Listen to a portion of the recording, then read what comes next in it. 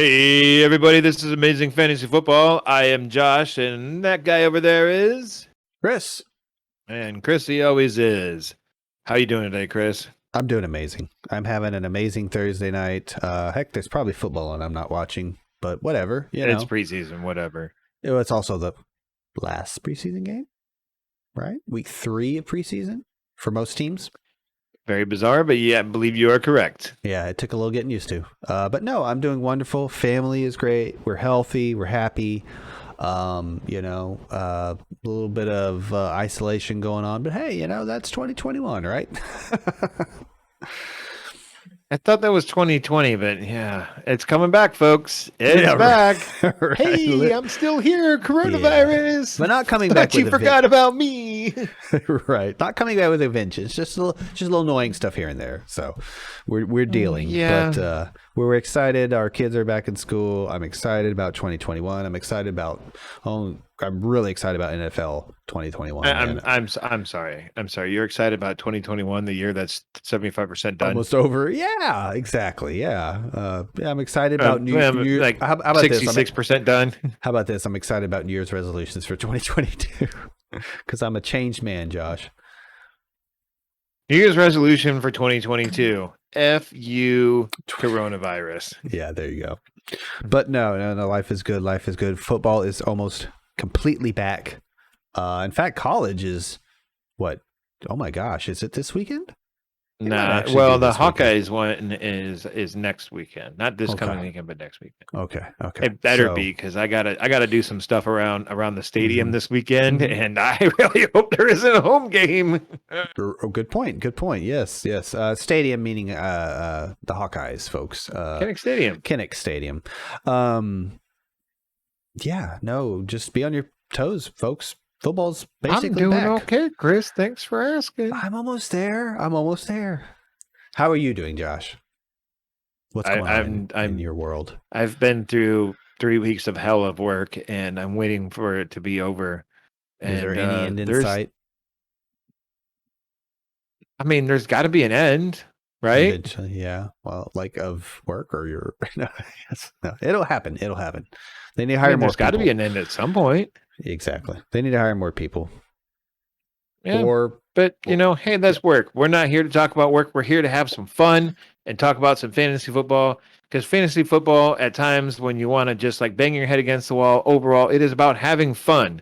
So let's have some fun talk. We are here to talk about some AFFB versus ADP Part 2. Part 2. That means Part 2 if you're not a Hot Shots fan, or to have no reference. If you're not a Charlie Sheen fan, who isn't a Charlie Sheen fan? I mean, winning. Prostitutes. Oh, fair. That's fair. My apologies. His ex-wife, Denise Richards. Oh, right. Yeah, all that. Yeah. So anyways, yeah. Why don't you kick us off with some news, Chris? How about that? That is Transition 101, folks. Charlie Sheen and news. Someone completely irrelevant and news. Yeah, right. Okay, so our fantasy news for the day, folks, includes Travis Etienne, mid-foot sprain, looking like a Liz Frank, looking like it's probably going to end his season. We'll see. Last bit of news I read was likely to end his season. So, yeah. So if you took him with the second overall pick in your rookie draft or your dynasty league, yeah. Well, and you said it in chat. Better days ahead at some point. Yeah. Well, it was as they call it in the biz, an orphan team that you were given. So it wasn't like they finished. That's fine. I was not counting on winning this year either, but that's what fine. I was getting at. That's what I was getting at. So this is, but more to actionable opinion. What do you think about redraft? Obviously, this has been a hot topic. I would say you don't draft Travis Etienne. Well, that's a big given. Yes, taking there, buddy. No, but obviously, is this just like the door is wide open for James Robinson? He's an 80% share guy. What are we looking at here? I would say I would think of James Robinson and then give him about at least 80% of his workload from last year. Mm-hmm. I know it. Isn't Carlos Hyde still there? Yeah, jokes were thrown around on Twitter a little bit, like this is Carlos Hyde's season.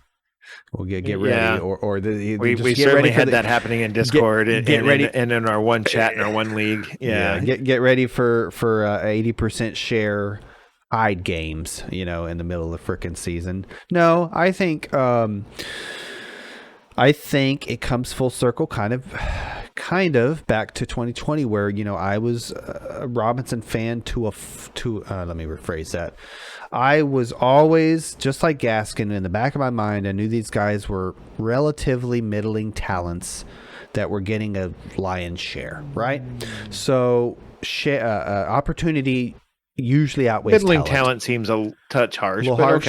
Okay. And I could be convinced otherwise, and particularly after the first few weeks of this season, I would say especially with James Robinson. But go ahead, keep going. But just opportunity. Opportunity trumps all. Usually, it seems. So insert Najee Harris. Obviously, I'm going to move Robinson, but I have no numbers for you yet. This is too quick to react, and they've been a couple picks apart anyway. In rankings and ADP, basically, I moved James Robinson up to my RB16, right ahead of right behind Najee Harris and right ahead of David Montgomery. Okay. So guys going behind James Robinson, according to my rankings, are David Montgomery, Josh Jacobs, J.K. Dobbins, Kareem Hunt, Myles Gaskin, DeAndre Swift, yada yada yada.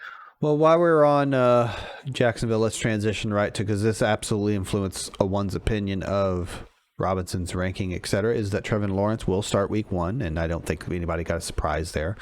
I haven't heard anything from Jets camp yet about Zach Wilson, but I think everybody's been moving forward assuming Zach Wilson is the starter all year long. Yeah, it sounds like health. Can we bounce back to the aftermath of the running backs at the end?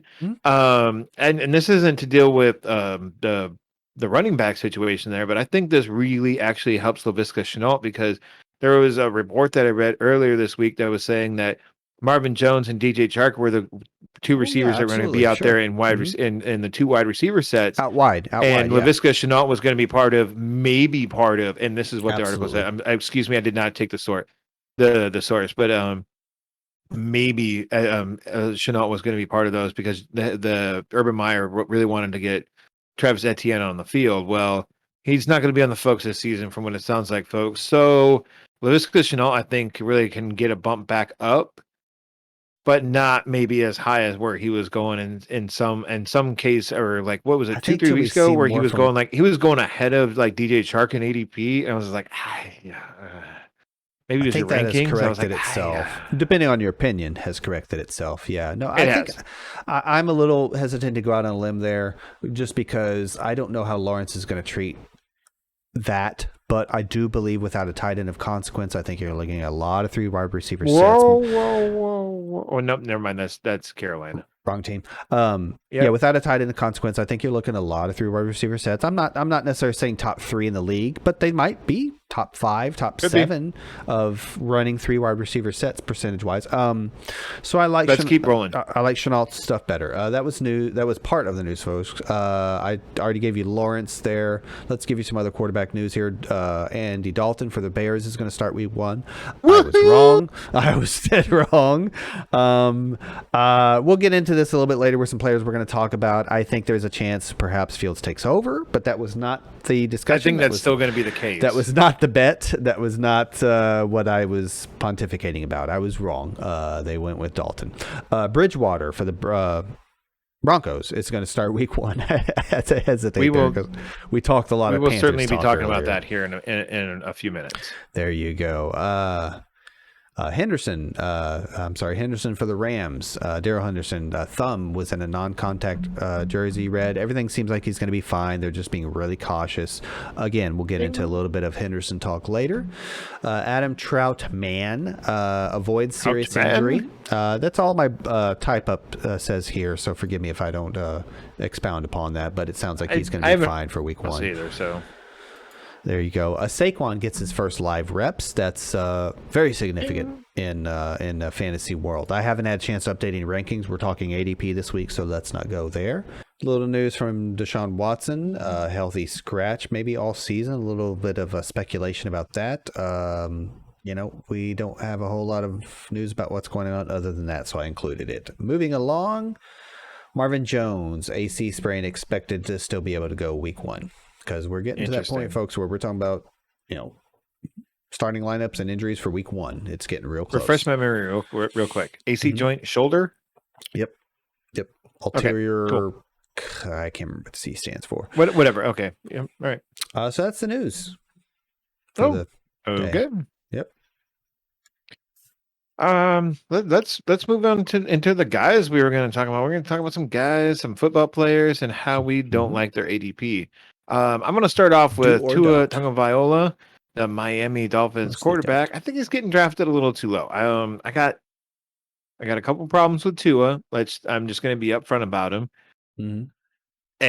My first problem, and this is a minor one, but Tua starts the year going up against the New England and Buffalo defenses. And B, his offensive line could be a bit troubling. Other than that, I love Tua. I love him. He's got legs to run the ball. He's got the arm strength to bomb the ball downfield. And he's got the weapons to do so with Will Fuller and Jalen Waddle, to a lesser extent, Devontae Parker and Preston Williams. But also Mike Gesicki there too. I really like him. But my problem with the beginning of a schedule is usually when I'm drafting a quarterback, which I like to do as late as possible, and you kind of try to you usually end up getting one before me, but that's not to say you don't wait. But my personal philosophy is that I like to wait and get a quarterback where I'm drafting him for week 1, maybe week 2. Those are two probably going to be pretty good defenses that are going to go up against the first couple of weeks. But I'm sorry, Tua's going as the 22nd quarterback after the off the board. Like that has to be too low. Like I've really kind of risen on Tua this offseason. There's good news coming out about Jalen Waddle. I like what Will Fuller is bringing to the table after watching him for the majority of last season. I mean, he's going behind, and this is as of like yesterday. Trey Lance, I think this news about Andy Dalton that you mentioned has definitely knocked Trey Lance down a few spots, but he's going behind Trey Lance, Justin Fields, Trevor Fitzpatrick, Trevor Lawrence, and Ryan Fitzpatrick, which I'm sorry. Two out of those guys are the starting quarterback. Only two of them. Give me that guy. Give me a Trevor Fitzpatrick. He's got the arm and legs. And he's got the hair. He's got the beard. Oh my gosh. Trevor Fitzpatrick. Like 6'3" or 6'4". Good Lord. Yeah. He's smart as a whip, yeah. Okay. Anyways, so I have Tua as my quarterback 14. He's going out as the 22nd quarterback off the board, according to ADP, in the ADP of Fantasy Football Calculator, which does use many different sites and pulls all that data in. Sure. But and quarterback 14 is not a top flight quarterback by any stretch of the imagination. But Tua would be even higher on my personal rankings if he was going up going up against Jacksonville in week 1, or like Jacksonville, and then the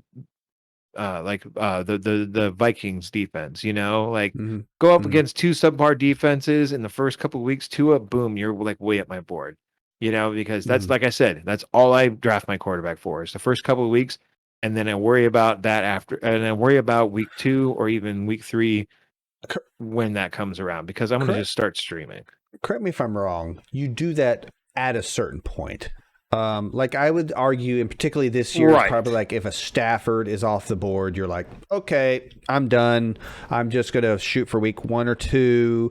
Maybe I have a good feeling about the guy, type of area, right? Maybe in years past, it wasn't necessarily always Stafford. It could have been like a Matt Ryan or a Cousins or what have you, right? Right in that area where you're like... It's pretty much always been Matt Stafford. But yeah, go ahead. I was going to say that, but I didn't want to be too bold because I was like, basically, once Matt Stafford is off the board, you're punting and you're streaming, is what you're telling me. It's just Matt Stafford's a little high. It was Matt Ryan before, too. Let's be fair. It was absolutely Matt Ryan in the keeper league before. Anyway, it's a good strategy to have, honestly, and I try to adhere to it to a certain extent. Not necessarily the Stafford thing, just there's a certain breaking point at quarterback within the top 12, 14, 15 where I'm like, okay, I'm done. You guys took too many quarterbacks, and I'll just stream all year. I'll just stream. And Tua is a streamer at this point. And I have zero problems doing it too. I like the that's offense. What I don't. You've expressed you have some question marks about Tua, but just attrition. We'll talk about a guy here in a second that is going to make me move Tua up. Let's put it that way. So yeah, okay. So and here's what I got Matthew Stafford in like the whatever round last season. And you know what he did in this, according to Fantasy Pros, which I had him in our Keeper League, which scores quarterbacks slightly different. You probably a little bit higher than the 17.2 points he got in week 1 versus the Bears. The Bears. I was just like, okay, I mean, all right. It's good defense. Maybe I didn't draft Stafford. I'm not sure about that league, but yeah. Anyways, who's the next? That's what I got. Tua, he's going too low. Agreed. Here's I think, and also, sorry. I know you were about to start. And one more thing I wanted to, like, Tua could easily be an amazing streaming quarterback, depending on if he's going up against some subpar defenses. He's going to be a good quarterback to do it up against. He's just not going to be maybe the quarterback you want to. Well, I was going to say the point don't reach for Tua. The point about streaming is value. The point about streaming is value. Don't reach for a streaming quarterback. Yeah. But when you get your streaming quarterback, if you have your pick of the litter of the streaming quarterbacks of the outside the top 12 or what have you, you're hoping you hit gold, right? You're hoping you don't have to stream. That Tua is perhaps that type of guy. I'm right there with you. Yep. Keep going. So here's a guy that is not that type of guy, or at least shouldn't be as far as ADP says. Joe Burrow. So me and Josh have given each other a little bit of back and forth. Nothing too crazy, but he's been reminding the past couple of weeks that, hey, maybe you take a look at this Cincinnati offensive line. Maybe you need to take a look at how Jamar Chase is performing. So let's talk about Joe Burrow a little bit. ADP at the 10.01, so the first pick of the 10th round. It's not too rich, but that's the quarterback 13. Okay, so to me, going directly from that conversation about streaming versus not streaming versus etc. is, to me, a guy that hasn't played yet in the preseason, although he's going to in the third game. So this may not age well. I'm not even sure when that game is, to be honest with you, but he's apparently going to play in the third preseason game, which is weird. I think they were being a little overprotective with him. I think he's still going to be an amazing player, but let me talk a little bit about what he's dealing with this year in the redraft and in single quarterback leagues to be taking at that quarterback 13. Jackson Carmen, offensive tackle, Clemson, was their, I believe, second round pick. He is currently, he was an offensive tackle in Clemson. I'm not sure if they drafted him with the intention to play guard. It's kind of irrelevant at this point. Point is, he's third string at guard. Okay. Yeah. So he's not protecting Burrow. So I'm not saying, again, the pick is a bust. I'm not saying they should have gone Penny Sewell and not drafted Jamar Chase. But we're talking about this season in redraft, fantasy points, etc. O-line is full of position battles besides this rookie being on third string. And we're pretty confident their defense is going to be bad, right? It's not just worth taking Burrow. Probably. It's just, to me, it's just not worth taking Burrow as what would equivalent be the first quarterback 2 at QB 13, right? The first quarterback 2, be it in a single quarterback, be it in a super flex. It's just not worth that ranking right now. Or taking him over guys like Kirk Cousins or Baker Mayfield. He's right near Matt Ryan, I believe. I mean, if he falls and I get him as my QB2 in Superflex, I better have a good QB3 that I believe in that's going to get starting reps for the majority of the season, I would prefer him as my QB3 in a Superflex. I just don't think that's going to happen. So that's where I'm at with Burrow. I've kind of come full circle with needing to move him down. I have not adjusted Chase yet, Jamar Chase, but I will. I don't have a number for you there. So that's where I'm at with Burrow. First thing I would like to point out in the fact that just over in a week span, Joe Burrow has dropped almost two full rounds in ADP, and I think a lot of that is a lot of people are getting wind of this news that this offensive line is struggling to protect Joe Burrow in practice, let alone in these preseason games. Now, it does say something that the coach is willing to start him in this third preseason game, which amounts to the last preseason game. May I remind you folks that it means I something think that they're just trying to get him some reps. I think yes, but also I think there's been some of these position battles I referred to that have been won out at the tackles. There's some veterans there. Riley Reef comes to mind. So maybe he feels better about the protection now, at least on the outside. My point with the rookie was this was the guy that they picked to kind of address some of these issues, and the fact that he's third string and out of shape is not good. Well, and so this leads into my next guy, which is Jamar Chase. In the sense that, like, this guy, like, speaking of rookies, kind of behind the curve, below the curve, next to the curve, not on the curve. Anyways, however that saying goes, it sounds like he's not doing so good. Like, according to, and this is weird. Okay, I triple checked this before I wrote it down. According to the website, this writer at ESPN.com, his name was Ben Baby. Anyways, he went on to say that the Bengals aren't letting a low preseason dampen the outlook for rookie wide receiver Jamar Chase. Bengals coach Zach Taylor said he hopes Chase builds consistency over time after a rough stretch. And then Trevor Booth, according to Sporting News, which actually I've really come to like that site, Chase has yet to find any rhythm on the field. And this is the one that I like the most. That Kevin Patra of NFL.com says, after Chase sat the entire 2020 collegiate season, it shouldn't come as a total surprise that he's going through struggles as he knocks the rust off at the NFL level. Boom. I think that is really summing up Jamar Chase right there, in the sense that this guy, not only did he not play in the 2020 season, and correct me if I'm wrong here, anyone, but I don't even think he was with the LSU Tigers team at all, because he opted out because of COVID and everything. You know, everyone remembers that terrible year last year. Meaning just being around football from a exactly. Bench or so an he wasn't training with the team. He wasn't in on meetings with the team. He wasn't doing anything with the team because he opted out. So it doesn't quite surprise me that Jamar Chase is having some struggles here, and like we addressed just a little bit ago with Joe Burrow, is that offensive line it's not looking any better this year, folks. It's really not. And this is, I don't want to beat a dead horse here, but like, why would you not take Penny Sewell there when your problem wasn't your wide receiving core? It was your offensive line. Like, it doesn't make any sense. Anyways, I'm going to keep going. Oh, go ahead. I'm going to keep going here. So I do hope that Chase does turn around at some point in the season. He could easily be a real nice waiver wire darling. That's kind of going to be a theme for a lot of my guys here, is that at the start of the season, I just don't see Jamar Chase being a guy that you really want to draft right now, especially when he's going at those 701. Like, man, I'm sorry I didn't write. Oh, I'm sorry. I put Chase at my wide receiver 29, and even then I still think that's more of a season long outlook than kind of more of where you should draft him, sort of thing. You know what I'm saying? Like, pass on Chase right now. I feel like you can easily wait 2 or 3 weeks into the season, maybe even 4, and at some point the person who drafted him, probably even higher than wide receiver 29, is eventually going to get fed up with waiting for him to do anything.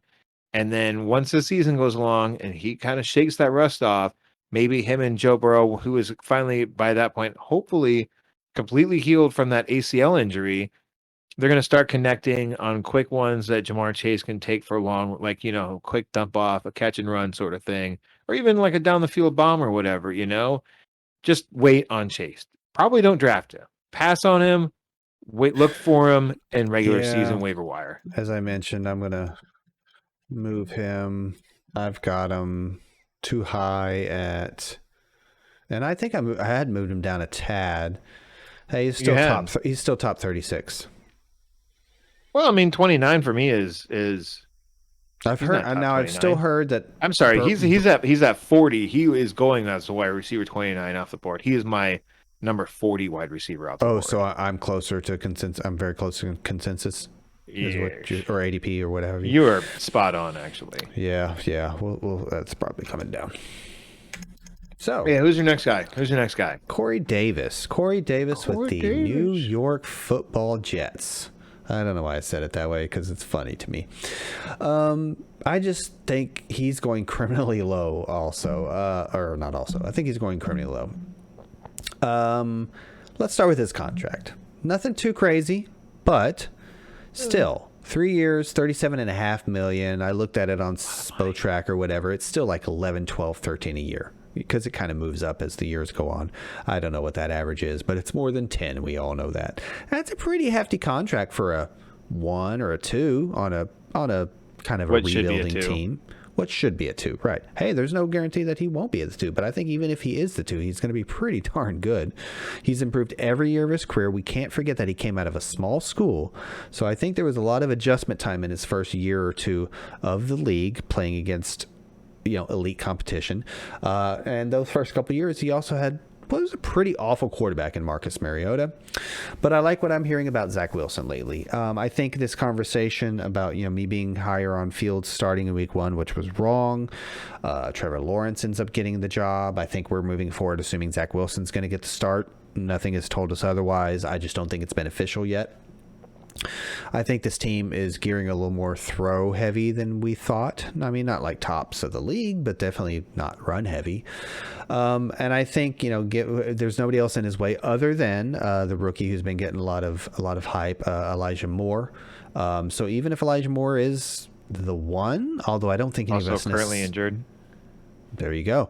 I also don't think any of us necessarily agree he's going to be the quote-unquote one. I don't know if there's a prototypical one here, but then again, people feel pretty good about Marvin Jones being the better value in a Jacksonville. I think this veteran in New York is going to be a favorite target of Zach Wilson's because he's going to be consistent. He's just going to perform well. He's got the size. I think going in the darn near the last pick of not darn near, going at the 8th pick of the 10th round as wide receiver 47 is ridiculous. I think he probably belongs closer to the top 36 of receivers. Again, I haven't had a chance to change my rankings yet, but that's kind of where I'm leaning. What do you say? Or a guy who might potentially be their quote unquote wide receiver 1, and I think you're kind of burying the fact that like there's been a lot of positive stuff coming out about Corey Davis. Could it be preseason fluff or preseason, preseason fluff, camp hype, whatever it could be. Yeah.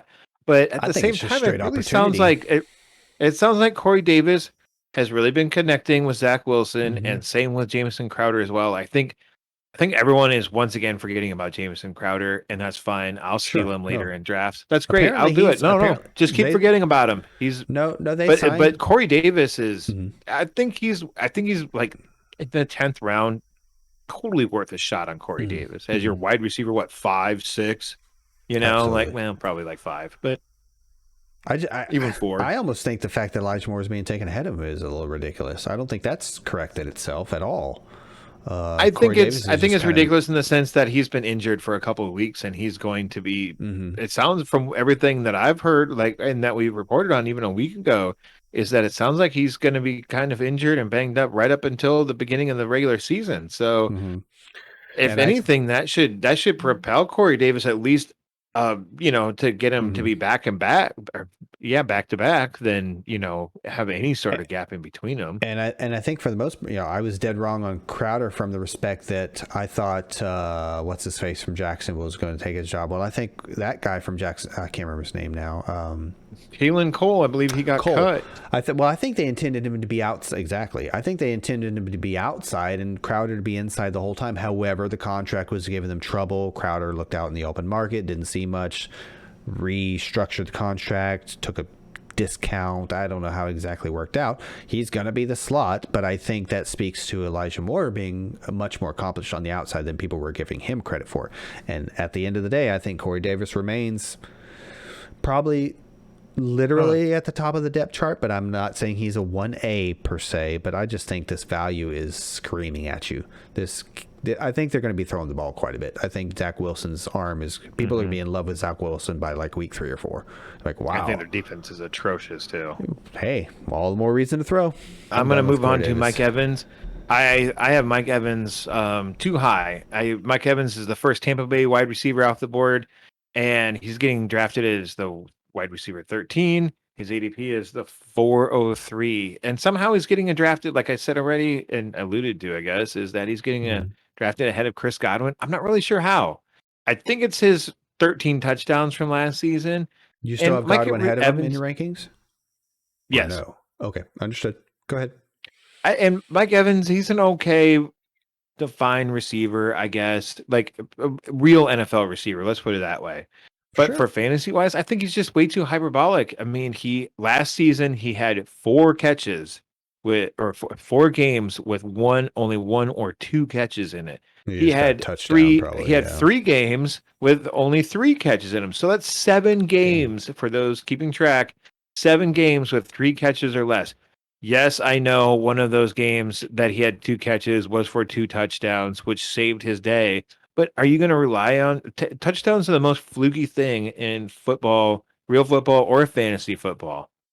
Maybe not quite so much at the quarterback position, but as far as like running backs and wide receivers and tight ends, yeah. I mean, I don't know, man. I'm not in on Mike Evans. Like, if you're going to have Mike Evans on your team, and especially at the 403, you better draft one really solid Devontae Adams style, week in, week out, going to score you 20 points, wide receiver as your first one.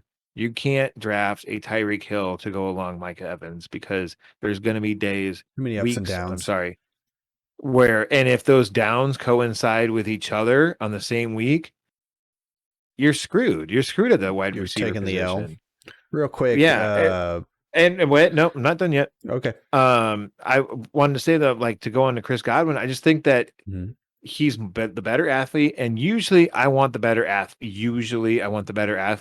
when it comes to a big body guy versus a guy who's a little bit smaller but not tiny, but is the better athlete. And I think he's going to produce.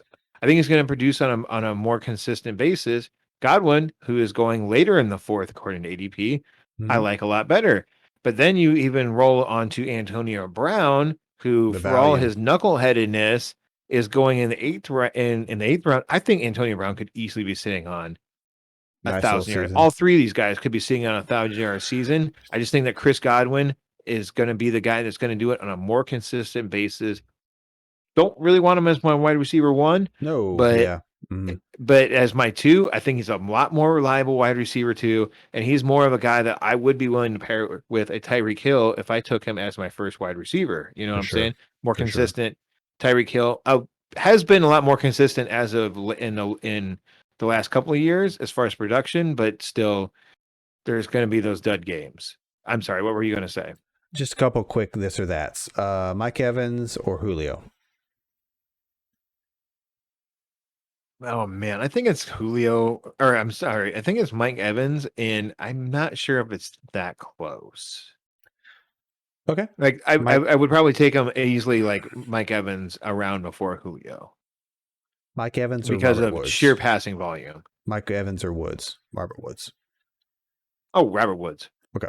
DeAndre Swift, ADP 309, the running back.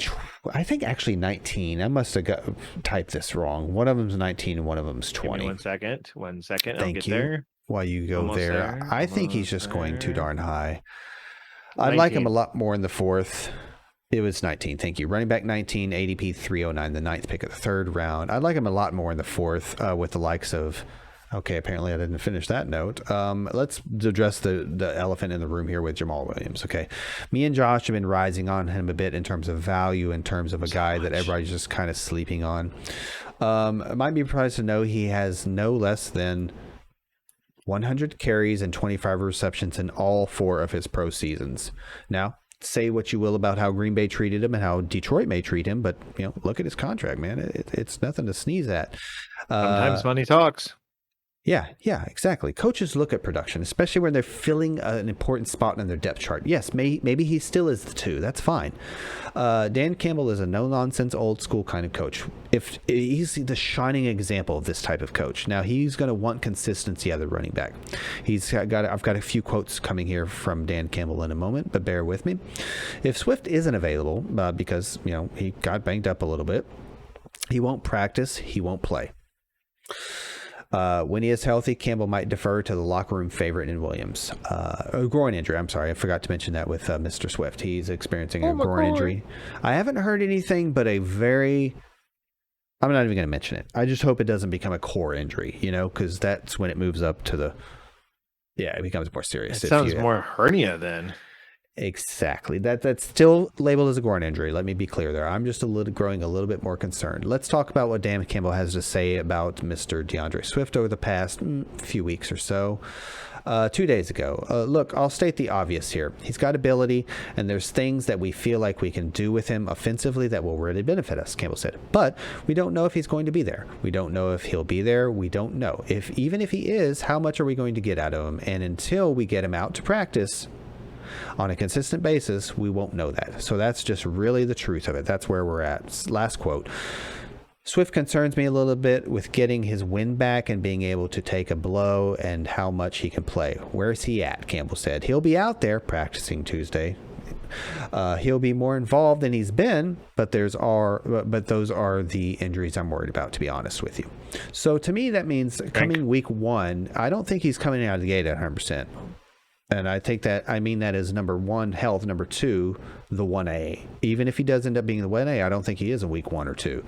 So suddenly now you should have more of a built-in discount with the ADP of taking a guy that you're not going to come out of the gate strong. We all like to start strong in redraft. That's just the way it is. You have a statistical and a mental advantage if you go up 3-0. On the season, so that's why I'm thinking his ADP is a little too high. Yeah, go right ahead. Now, did Dan Campbell say to be quite frank with you, or did you? Dan Campbell said to be honest with you. Okay, that's what it was. I read the quote. I didn't do it the right. I think you interjected that in. I think you're putting words in Dan Campbell's mouth. I did not. However, I didn't technically. You're putting words in his mouth. Technically, I didn't say close quote and all that. So I didn't actually do that correctly. I wasn't going to nitpick on that. I was going to nitpick on the. No, it was his quote. Okay. So groin injury, DeAndre Swift. To be honest, RB20, top 24. 309. That's those.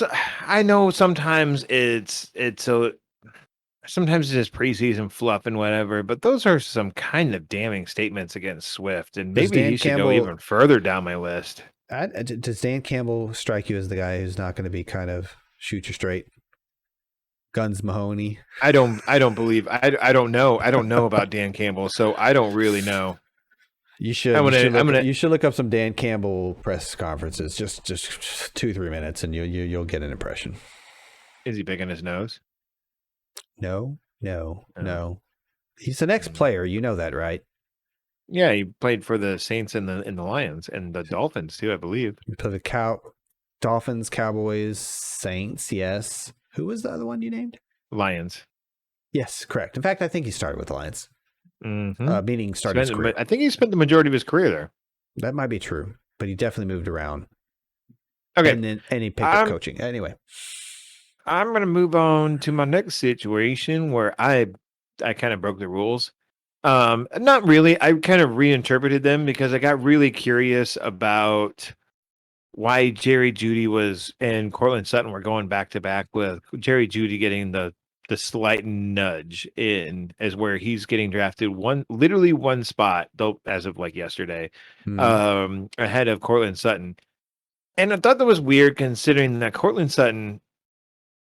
Okay, so I have struggled with finding this stat in the past, and I did earlier this week when I was doing my research here, because drops are not an official NFL recorded stat. So each website just kind of does their own tallies. And even then they could be, it's a little ambiguous. Let's put it that way. How about that? Yep. So one site said 10, one site said 12, another site said 14. I looked at 3 different ones. So I just took the average. He had 12 drops in the 2020 season. Yep. And that's not good. That's second most amongst wide receivers, with, of course, Deontay Johnson having the most. Yep. And I want to kind of flip skip to my conclusion here is that Cortland Sutton gets the edge, but it's not by as much as I would have thought. Yeah. Okay. So let me keep going here. I still feel that Sutton is the guy to have on my fantasy team. I really do. But I got a lot of this from PFN, which is Football Network. Is that excuse me, I lost my place here. He did have those 12, we'll call it 12 drops, but some of it wasn't all his fault because Drew Lock's 73.4 on target percentage was fourth worst amongst all qualifying quarterbacks. 37 quarterbacks qualified for their ranking there. He was 34th, which makes him fourth worst. In addition to having Drew Lock being his quarterback, he also had Jeff Driscoll, Ryan. I didn't write that name down. Brett Rippon. Brett Rippon. Rippon, yes. Mark I knew Rippon. I was missing a letter in there. Mark Rippon's like nephew. Yeah, I was missing a letter in there. I knew it. And Kendall Hinton. You know who Kendall Hinton is? He's the guy that didn't play quarterback. That played cornerback that one. Exactly. That played quarterback that one game. Mm-hmm. So, and Jerry Jeudy ended up, and if memory serves correct, Jerry Jeudy was a little banged up throughout the season. Yes, he played in all 16 games, but he was a little bit hobbled. You factor all this into it, and Jerry Jeudy still ranked at 13 point. Jerry Jeudy's 13.9 rank in his 13.9 average distance of target, which is how far down the field he was actually targeted, was in the top 10 amongst all wide receivers that had more than 75 targets. Let me rephrase that again. So all wide receivers that had more than 75 targets, he was in the top 10. They didn't give the rank. At 13.9 yards was his average distance of target. That's not bad considering he's not necessarily known as a, quote, speed guy. You know what I'm saying? No, yeah. He's more of the route runner sort of guy. Mm-hmm. Another thing in Judy's favor is that he led the team with 113 targets in his rookie campaign. That's not bad either. Here's where I lean towards Cortland Sutton, and this is a personal philosophy and just the way I am, is that Cortland Sutton has done this before. He has had a season in 2019, and he did this with Joe Flacco and Drew Lock as an over the NFL hill Joe Flacco and a rookie. I think a rookie Drew Lock. Yes. He had 72 receptions, 1,112 yards, and only 6 touchdowns. I would have liked to see that nice touchdowns and receptions yards, a little bit better, but that's not bad. That's not bad at all, and that's why I'm giving the edge to Cortland Sutton. But that ADOT for Jerry Jeudy, I like that a lot. And, dropsies can be fixed, whether it's by just a wide receiver working on his own or the coaching and training staff working with them. I don't know. I just think that, and with your news that you said at the top, which you actually literally just told me, but like before we started recording with Teddy Bridgewater being the quarterback, I think that actually helps both these receivers, really. And for everyone who thinks that Teddy Bridgewater is kind of a bland quarterback, which he's not Patrick Mahomes, he's not sexy or anything in the sense that he's going to like take off and run for 25 yards or whatever, or bomb the ball 60 yards downfield. He also he's also not, what's that analogy I made? Or Chad Pennington. And if anyone remembers Chad Pennington, a more recent comp would be like Peyton Manning's very last season in the NFL, where he was just throwing dead ducks all over the field. Like it just, Teddy Bridgewater can throw the ball down the field. He did have passes last year of 15 plus yards. And Teddy Bridgewater also had those 3 Carolina wide receivers. That would be DJ Moore and Robbie Anderson and Curtis Samuel. Almost all 3 of them were top 24 wide receivers. And the only reason that Curtis Samuel wasn't because he was wide receiver 25. He missed it by 1 spot. So I feel like Teddy can actually make Jerry Jeudy and Cortland Sutton both fantasy relevant, but still give me Cortland Sutton over Jerry Jeudy. What say you, real quick?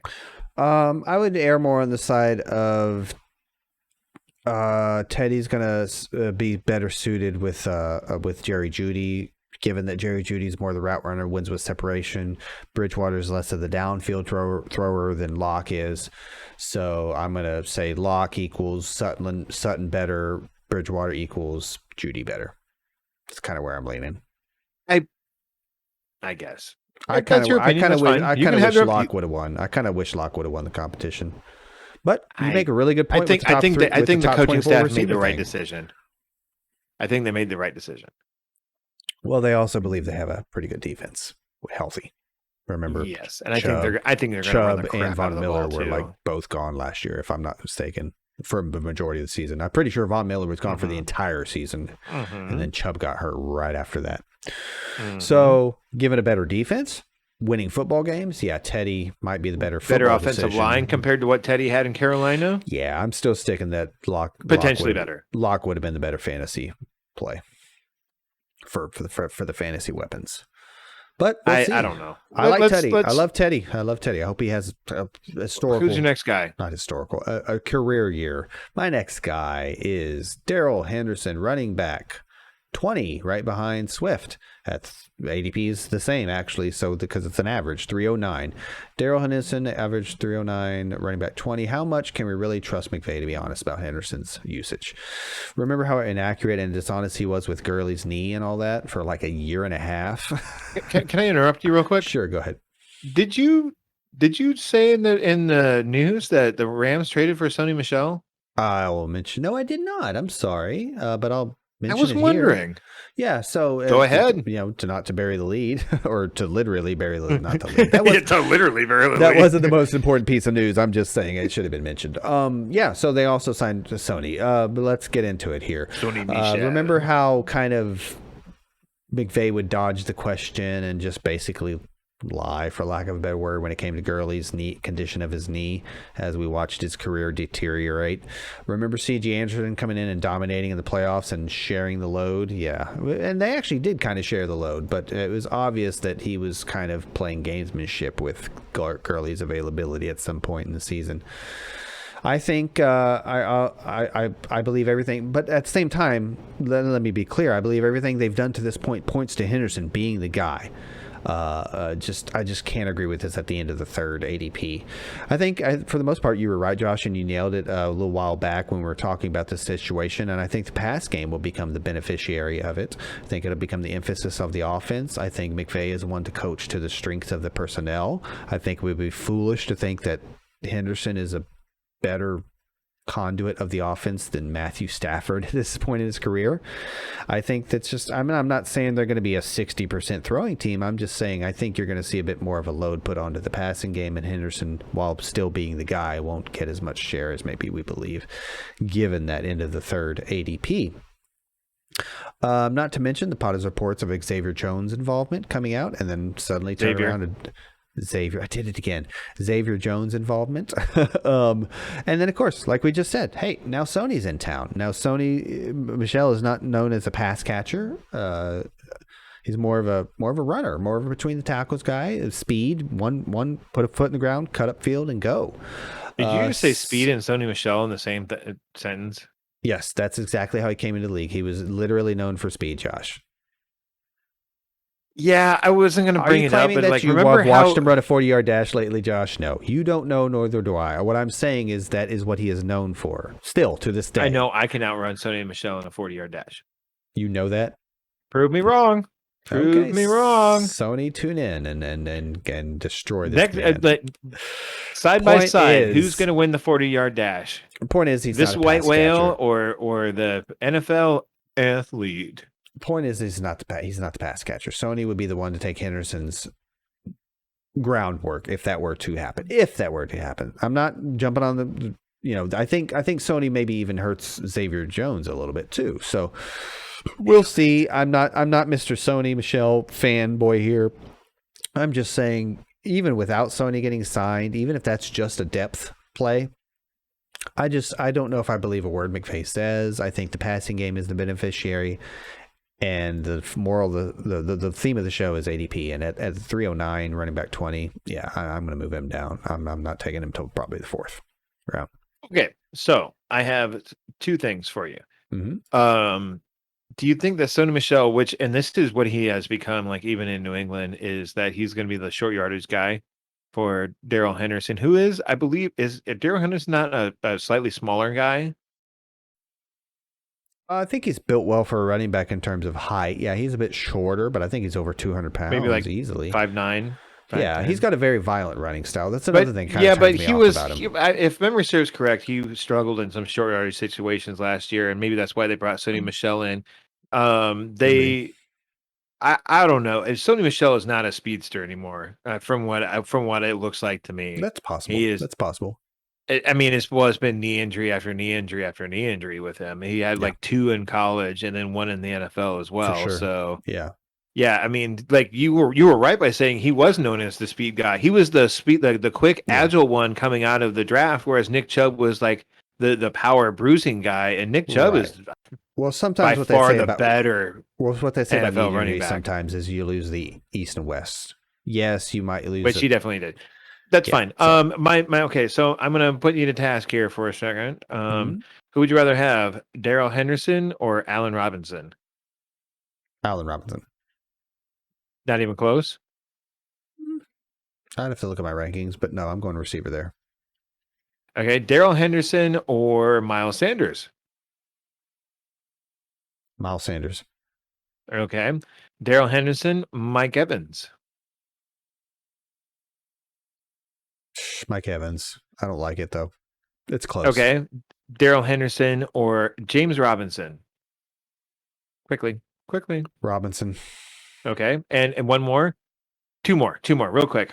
Robert Woods and Mike Davis. Woods.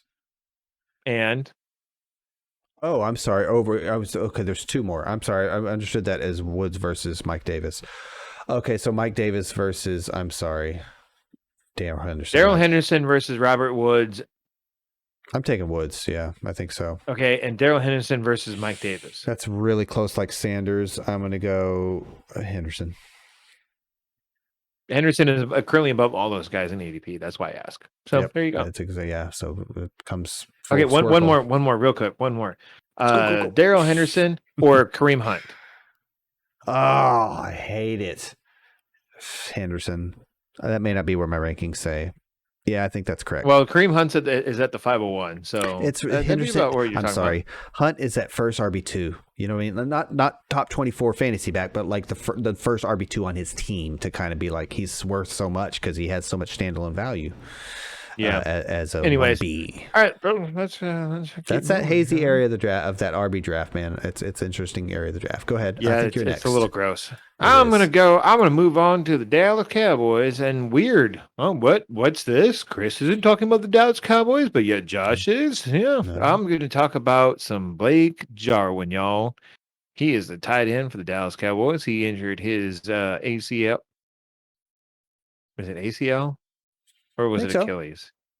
No, it was ACL. I would have heard much more about it if it were Achilles. ACL. I have it written down. I'll vet that. Go ahead. Anyways, y'all, he injured his ACL during the 2020 draft season. Blake Jarwin was a huge tight end sleeper. He looked so primed to break out. He's a big guy. Got a good contract from the Dallas Cowboys. Jared Jones, go Cowboys. Prior to the 2020 season, then he goes on and tears his ACL or something of that nature. In week 1. I mean, a lot of people were thinking the moon of Mr. Blake Jarwin there, but he had to go and tear that ACL, like I just said. Is this getting old? Yes. Does it sound like a Texas accent, Mr. Texas? No. Okay, I'm going to stop doing it then. Okay, so here we are once again in late August, and Blake Jarwin is the 21st tight end coming off the board, according to Fantasy Football Calculator and their ADP. And perhaps I'm too high on Jarwin, but he is my tight end 12, sandwiched in between Dallas Goedert and Gronk. Dallas Goedert being the number 11 and Gronk being 13. Okay. I have no real stats to prove Blake Jarwin being a potential breakout because he doesn't actually have a lot of stats, but they did give him a good chunk of change, like I mentioned with my Texas accent. But my bad Texas accent. You could look at Dalton Schultz's numbers. You know, he And filled in I think admirably. that's one of the reasons why Blake Jarwin is going a little bit lower, because of Dalton People are Schultz. worried Is about not Schultz. necessarily like week in, week out success, but having success in Jarwin's absence, Commanding and some all those share. and those other three wide receivers being for there, sure. and Zeke / Tony Pollard being able to catch the ball out of the backfield. You factor all those in, and I can see why Blake Jarwin is going lower than maybe he possibly should.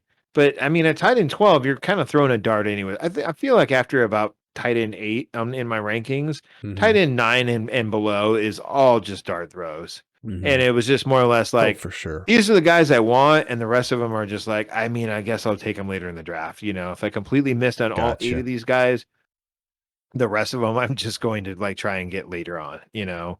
Yep. And that's all I got to say about Jarwin. You know, like I don't have a lot to say. I just thought that was a big, you know, his name maybe needs to be re-mentioned just to bring him back into, like, you know, because I mean it's like this coming weekend is a big draft weekend. Next weekend is a big draft weekend too. So I just figured, I was like, man, we need to talk about Blake Jarwin again, especially for people who, like me, who sometimes potentially punts on tight end.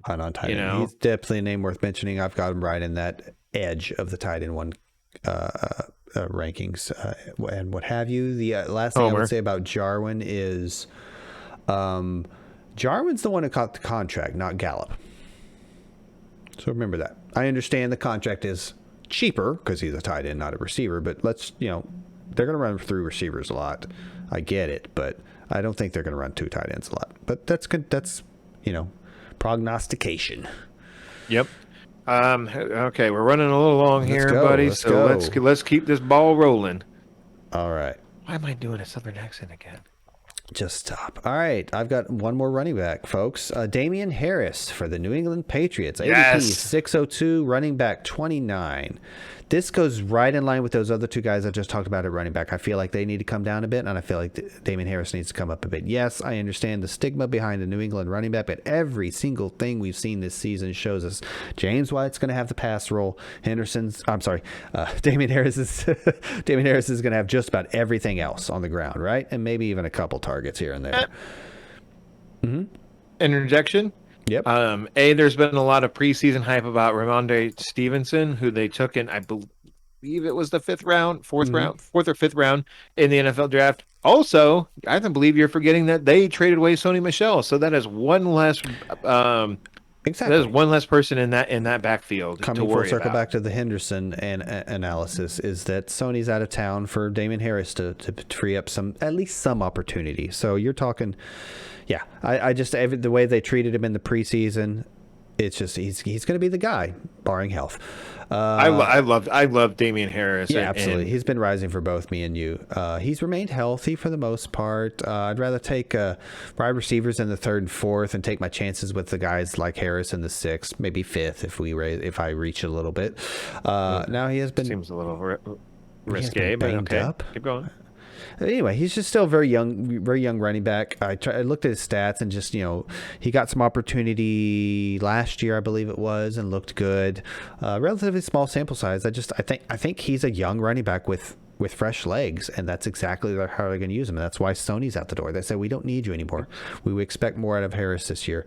As of today, as it relates to Harris's production in a good, mediocre / or bad offense, there's no Belichick said today there's no timetable for naming a starting quarterback. I think Harris is going to be fine either way. I expect a better Cam if Cam is the starter, because I don't think he gets named the starter otherwise. But if my feet are put to the fire, I'm probably saying Mac Jones gives the team more of an opportunity to win, because Mac Jones is going to command more respect over the whole of the field and the safeties, and I just don't think Cam's arm is what it used to be, and he was never very accurate. So I think Mac wins, but I think even if Cam wins in the beginning of the season for 1, 2, 3, 4, 5, 6, 7, 8 weeks, whatever it may be, I think Damian Harris is still going to have a great showing. I think maybe he even benefits with Cam running the ball. Probably taking goal line carries. That's the tough part there. But I think in the 6th, at the cusp of RB3 territory, I think he's a heck of a value. Love that. Do you know what his points per game was in the games that he played last year? I do not. Because he missed 6 games, it looks like, or he didn't If rack I had up to any guess, points. I'd say 11.2. Down. It is 8.8. Like But he wasn't the guy either. Well, technically it's 8.9 with some rounding, but no, he wasn't the guy. B, his usage is kind of like all over the map because he plays for the New England Patriots. But I feel like he was. I don't know. I watched him last year and what limited time ability I was, and I had him on my fantasy team on a fantasy team last year, and there was times where I was just happy. I was like, I mean, that's pretty solid, like 12 points, dud, 10 points, 16 points. And that's with like 10 or 12 carries. Give him like 15 or 17 or 20. I would like to see him get 15 on a semi-regular basis, on like 75% of the time, and I think he could be good. I saw him rip off some pretty good runs, for the Patriots. And we know their offensive line is good. We assume their defense is going to be at least middle of the road, if not better. They're perennially take care of the defensive side of the ball is all I'm saying. And I think Mac Jones, if he can keep the safeties and the linebackers more honest with a better arm. I mean, I know he's not Zach Wilson or Trey Lance or what have you, but I think at the end of the day, I think he gives the team a better chance to win in real life. Therefore, I think Mac Jones is the new Teddy Bridgewater. I think mine and your opinion of Teddy Bridgewater is a little different. You got somebody else you want to go over? Well, let's stick with the New England Patriots here, and I wanted to, and much like I did with Cortland Sutton and Jerry Jeudy, and I just want to do this one real quick here. I was like, Jonnu Smith is going off the board at like tight end 14, and Hunter Henry is tight end 19, and I'm just like, well, why is that? And so I kind of did a little dive into it, and I just kind of came up with the same thing, is that like, yeah, Jonnu's the better athlete, but when it really boils down to it, he's never broke 450 yards in a season. Last year, he did score 8 touchdowns, which is good, and it really saved his fantasy value by any stretch of the imagination. Had he had gotten below even those 8, tight end's going to tight end, right? Yeah, but I mean, 450 yards and only 8 touchdowns, like that's gross. My worry is he's more of an H-back than a tight end, and maybe Henry is the tight end per se. That's what I'm wondering. And Hunter Henry in the last 2 seasons has hit over 600 yards both those times. Has 76 targets in 2019 with 5 touchdowns, and 93 targets last year with Herbie, only 4 touchdowns. But that's with 93 targets and Hunter Henry's size and ability to go over the middle, you would assume that touchdown number could easily go up to the 6 to 8 range too. I just and I feel like John, like I said, John is more of the athletic guy, and which means that they might want to have him line up more on the outside, which from what I read, granted it was a couple weeks ago, but if they're going to really pivot to Mac Jones at some point, or even stick with Cam Newton thrives by throwing over the middle. That's what he does best. And that's what Hunter Henry does best too. He doesn't do best on the outside, working the perimeter of the field or anything like that. That's more Jonnu's game. And Hunter Henry's game is going over the middle and having and being a mismatch for linebackers that and smaller and like nickelbacks and everything like that. You know what I'm saying? So I just and I know that there's a certain level of risk with both these tight ends, and I think that's why both of them are in the 14 and 19 range coming off the board, is tight end 14, 19, that is. Because I don't think anyone really knows who's going to hit and who's not, and maybe the answer is both, and maybe the answer is neither, or maybe the answer is stay away, wait for the waiver wire, wait for things to play out in the first 2 weeks or something, or do what I did, and I'm not going to go over the story completely, but do what I did with Gronk and just take a flyer on one of them and hope that it hits, but use a later round pick with it. Don't do it in the I don't like that Jonnu area. rounds. I don't like that right outside that tight end one. I think he needs to be a tad lower. I think there's other chances. So with Hunter Henry, I'm going with I'm going with the experience and the fact that he has hit over 600 yards and has had more than, even 75 and 2 seasons in a row has had more than 75 targets where, like I said, I'm sorry, Jonnu has struggled to even hit 65. He did that last year, but before that, he's never hit above 60. As far as targets, and granted that was offense, and some of it was Marcus Mariota quarterback play too. Some of it was Jonnu's injury, but I mean, Hunter Henry, was it not last year, or the year before? So in 2018, he did miss the entire season, and he struggled with some injuries himself. But ever since that 2018 injury, he's been more or less healthy, and he's and his stats have shown so as well. So I think it's give me a Hunter Henry. Some people are going to be like, give me the athlete. And I said that when it came to Chris Godwin versus Mike Evans, give me the athlete. It's a little bit different story here. I think I'm going to go with history of production versus. Hey, you're entitled to that opinion. And I'm not saying I'm not saying I'm by no means am I trying to say that I'm absolutely right on this. I just am like, what have you done for me? We're also talking about Hunter Henry has tight end 12 to 19 area, so we're or 13 to 19. Like it was worth a dive into though. I'm taking Jarwin over both New England tight ends for sure. I understand. Wow. I'm high on. Speaking of tight ends, my last honorable mention was Kittle. I don't hate his ADP. I guess I'd love it much more in the 4th. It's just probably not going to happen. I think I just see better value with Hawkinson, but I do expect Garoppolo to win the job. I'm full in Garoppolo camp now, and there is a chemistry with Kittle, so maybe he does end up being the tight end 3. But I think given the way I draft tight end, if I don't get Kelsey, it's the beginning half of the third round. Yes, 306. Yeah, I'm sorry, ADP 306. He's the tight end 3. I didn't mention that. My apologies. So I'm just real quick. I didn't get to include him before we ran out of time. I'm leaning more like a Hawkinson, maybe even a Pitts value there. I love Tanyan. So I think I'm out on that area of tight end drafting, and maybe even the same thing with Waller in the 2nd. I don't know. I do like Waller more. I do like Waller a lot more because that's a lot of targets, man. I expect a lot of targets for Hawkinson this year, man. I'm loving that value. George Kittle or Mike Evans. Evans. Yep, Evans. Okay, well, I think that's what my rankings Evans say. is in the 4th and Kittle's in the 3rd. They're almost around different. So, anyways, I'm just gonna name my honorable mentions here. I'm not even gonna go into anything else. Jamal Williams, I think he's still going too low. Chris kind of touched on him real quick. Swift for sure, yeah. Lamar Jackson, Trevor Lawrence, both going too high. We kind of talked about T-Law there, and Lamar Jackson we both don't like very much. Michael Carter, still, we've already talked about him ad nauseum, and same with his college teammate too, Javonte Williams. Both of them are going too low. Did you have a couple of honorable mentions real quick? Real quick. We're running super long. Just Allen Robinson. My research kind of brought me full circle. Maybe he's okay. Got another one? 311. No, that's all I got. Wide receiver 12 for Allen Robinson. Cool. Sorry. Like I said, we're running real long. Yep. So we appreciate you guys tuning in for this. Next week, preview for next week, a super mega show. Well, 2 shows.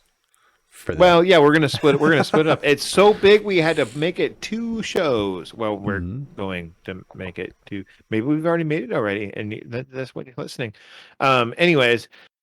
Yeah, it's going to be about kind of a state of the union of, situational battles and real just kind of like depth chart things. Last quick look at every single team in the NFL. It's going to be real quick, folks. It's not going to be Chris flapping his gums a lot or Josh flapping his gums a lot. It's just going to be bing, bang, boom. That's what we're going to do, and we're just going to flap our gums. We know we're going to. And then it's on to matchups for the regular season and streaming. And then it's on to matchups. And as always, we have started streaming some mock drafts on Sunday. Hopefully Josh won't be that hungover this Sunday, but I don't know, man. I'm gonna go hang out with Juan, I guess, on Saturday night. So we'll see. Sunday mornings are one of my favorites. It might be a Chris Solo show. Yeah. Regardless, we'll work out The vast majority of shows will be together, whether it's just me or just Josh. We're going to have a blast talking to friends, talking to the community, giving you injury news, answering starting lineup questions for your fantasy teams, and then right up to kickoff, man. It's going to be a blast. It's more of a laid-back show. Yeah, let's do it, folks. Well, folks, how do you actually get to check into that stream there? Strange little voice that I just did. You can check out our stream by being a sub of our YouTube channel. And for those of you that are listening to us in podcast format, you can always check out our YouTube channel. Just turn on notifications so you know when we go live. Well, there's that too, and you can give us a like, share, subscribe. Leave some comments. Chris always likes when you leave comments. I'm too antisocial for comments, so I'll just be like, hey. I'll be in there. If you're listening to us, or if you're watching us on YouTube or listening to us on YouTube, you can always check us out in podcast format, pretty much wherever podcasts are available, including Nicholas, who is behind your local Jack in the Box and distributing your podcasts. We recommend you don't get your podcast from Nicholas, but he does have them. We give them to him and he deals them out to people that want our podcast.